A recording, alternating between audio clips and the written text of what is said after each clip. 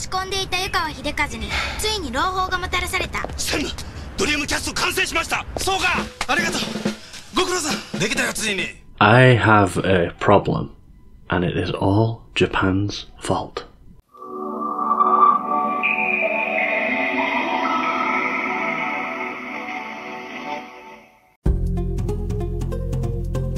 When I started this channel, I had a goal in mind. Ultimately, I hoped I could eventually cover every Dreamcast game ever created. But that sure is a tall order, thanks to Japan. Okay, let me see here. We got Toy Commander, we got Virtua Fighter 3, Tuberculosis. So, today, I wanted to start to fill in some of these gaps in my Dreamcast knowledge. I've just randomly chosen 6 Japan-only games for the video, and we're going to give them a spin and see what's popping. And of course, I'll do more videos like this in the future, as Lord knows there are certainly enough games to choose from. Let's start with something pretty awesome then. Blue Submarine number 6, Time and Tide.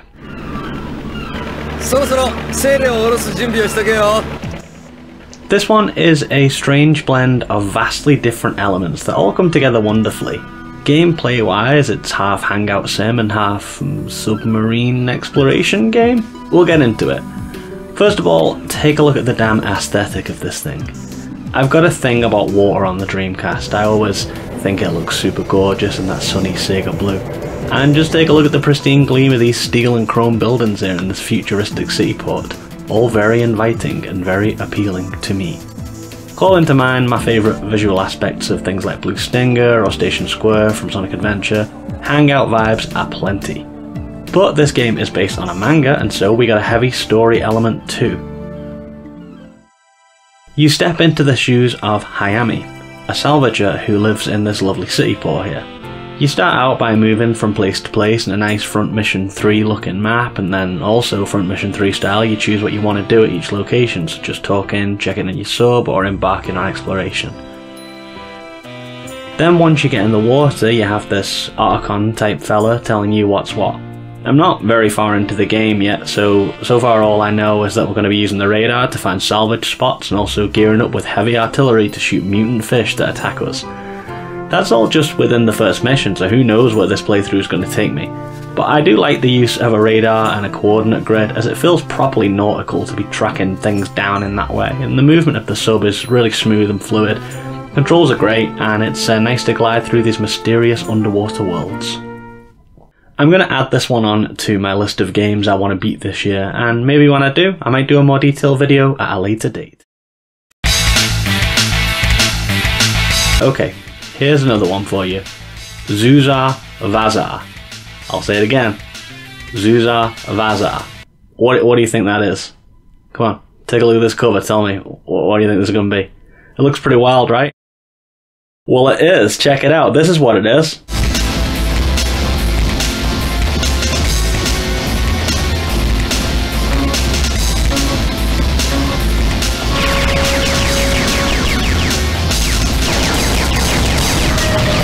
I've got no idea about what this is. I don't know what the lore is. I can only go off the visuals and the mechanics, but at its core it is a racing game, albeit one where you pull an empty sled using mechanical animals armed to the teeth with heavy artillery, but still basically Mario Kart when we strip all that back, and that works in its favour. Everybody knows how to play kart racing games. I tend to think they've got a pretty high floor, which means, you know, even the worst ones generally offer up some fun. It's not the worst novelty racer I've ever played, but it's also not the best. It's definitely the weirdest one though, and so I felt it was worth including for that reason alone. If you like racing, robot animals, and rocket launchers, then now you've got a game that caters just for you. I should note that you can also do normal races without the use of weaponry too, but if I'm already attaching 2 mechanised Manta Rays to the front of my sled, then why on earth wouldn't I also rig up a photon cannon while I'm at it? It's not necessarily a recommended game, this one, but it's definitely an oddity that I felt was worth sharing with you all. Now for one which I'm pretty surprised never saw Western release, Napple. A 3D cutesy platformer from the late 90s when the market was oversaturated with 3D cutesy platformers. But this one's not quite like that. Whilst it is cute, It's also bizarre and kind of dark. At several points I felt it was veering into creepypasta territory, and I haven't finished it just yet, so it still might. That's a dead kid. But just check out this haunting box art here. But actually you start off the game with this kawaii tune about my clock going hokey pokey and then all this colourful firework festival imagery, and then the main character dies. Yep, she dead. That's the premise of the game. You're a young girl who's been killed by a bumbling Grim Reaper who got the wrong person. And now you're in the afterlife, and your life essence is split into 6 pieces, and you gotta go and collect them across different worlds which all correspond to the 4 seasons. You got a hub town which changes and grows as you do the main quest, very reminiscent of catalogs from Mega Man Legends, and then you've also got Murph Rock Car. There are some mechanics here that I really dig, even just from my first hour or so with the game. For instance, we meet this girl Alice in town, and she's suffering from exhaustion. She's scared to sleep because the seasons have left town and we have to get them back. She worries what will happen if she falls asleep without the seasons. And then in a kind of creepy scene when we are exploring the Spring Realm, we find an exact copy of her house, which contains a little girl version of her who won't stop crying. So then what we gotta do is go back to the adult version to understand how to cheer her up, and then get to cheering the child up in that version to fix the season and help Alice. It's super interesting to me, and as I say, whilst it is cute and colourful, it does also feel a little off and Pet's copy in a way that I quite enjoy. Let's slow things down now with a couple of puzzle games. The Lost Golem both delights and confounds me. It soothes my soul with its aesthetic of wholesome naivety, and yet it's also sort of confusing. I wish you to take the king back home to our Papilia. The Golem knew the king's whereabouts, but not by thought. Golem is guided by the power of magic.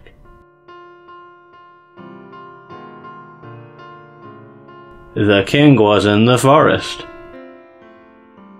Why'd the king rush out of the castle, I wonder? So I mean, already I've got a few questions about unnecessary lore details, but the setup is pretty simple here. The Golem finds the king in the forest, and now it's our job to guide him back through a series of stages and get him home. But it is not that simple. The Golem in this game is weirdly preoccupied with connecting walls. To some degree that does make sense, since you need to push walls around to form a path that the dopey king can follow to the exit, but even if you successfully lead the king to the end of the level, you will still fail if any of the walls are not connected. I don't know if there's some kind of lore or cultural cue that I'm missing out on here, or if it's just a unique quirk of the game, but it is what it is. I really like this game though, and I'm inclined to recommend it. The Dreamcast had some very good puzzlers, most notably things like Choo Choo Rocket, but I think this can hold its own with the best of them. And since it's now fan patched and totally playable, I would encourage you to go and check this out if you are in the market for a cozy, chill gameplay experience with simple, cute aesthetics. Let's move on and take a look at Bomber Hehhe. Let's take a look at Bomber Hehhe. Bomber is a Japanese demolition simulator wherein you have to place explosives at key points in huge buildings in order to bring them down. I'm unclear if this demolition is state sanctioned or if it's some sort of revolutionary activism, and since it has no English translation at this point, we may never know. What we do know is that it's hard, and I'm very bad at it. Probably because I don't speak Japanese, but even so the systems seem pretty involved. Take a look at this. Not only can I choose from a variety of different explosives here and set them off at differently timed intervals, but I can also take a look first person styly through this here office complex in order to better plan my destructive duties, identifying load bearing walls, pillars, that kind of thing.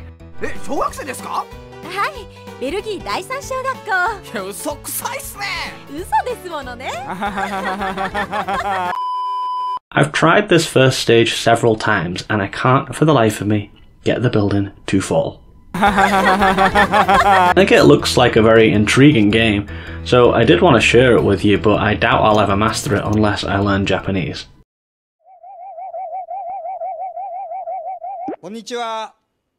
入り混じりです。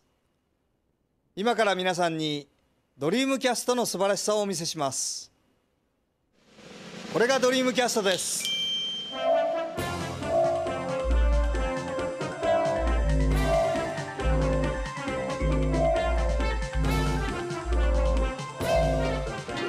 こんなことも、そしてこんなことも。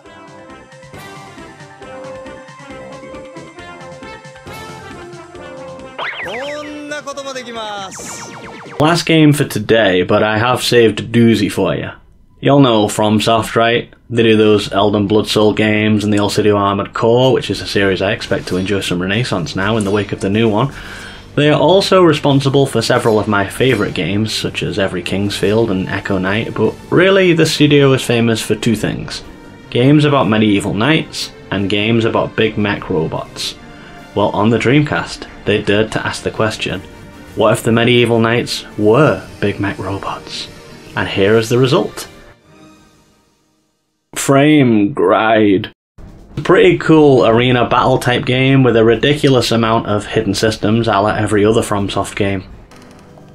You jump in and you build your knight mech thingy by choosing random options from a list that doesn't correspond to anything else, so you just kinda gotta see what you end up with. Customization's pretty wild like that, so I've got no idea how effective my build actually is. But you do get some lovely Kingsfield-esque music during the setup and intro sequences, and that alone is worth the price of admission. Gameplay-wise, the feeling is much more Armored Core than Souls. Actually, it's pretty much just Armored Core with a medieval aesthetic. But where Armored Core makes you feel like a genuine badass and a genius strategist when you plan and execute your operations, this game feels a lot more like bashing your head against a brick wall, to me, at the minute. A caveat: every single Fromsoft game that I've ever played, which is most of them, has a very steep learning curve and a very clear optimum playstyle once you get used to it. So I suspect that rather than this game just being frustrating, it's probably more the case that I haven't found the right groove for it. I don't necessarily know what the game wants of me just yet. So I'm going to keep playing it, and if I do get good, I'll do a more informative video letting you know. As it is a pretty darn compelling game, and it's definitely worth checking out as a curiosity in From's back catalogue if nothing else. 湯川君、ついにドリームキャストが発売される。は、ついては草の根販売計画を滝沢君とやってもらいたい。滝沢と言いますと営業二課の？いやいや、タレントの滝沢君だよ。は？よろしくお願いします。それから88枚の名刺が交換され、計画は実行された。ドリームキャストいかがですか？おじさん普段何やってんすか？専務。専務がなんで？なんでだろう。ドリームキャストいかがですか？いいのかなこれで。Well friends, that does it for today. We will pay another visit to Japan in the coming months and check out some more of those exclusive Dreamcast games that never hit these western shores. But for now, I do hope you enjoyed this video, and if you did, please like, sub, bell, etc, etc. Thank you very much for watching, and peace out.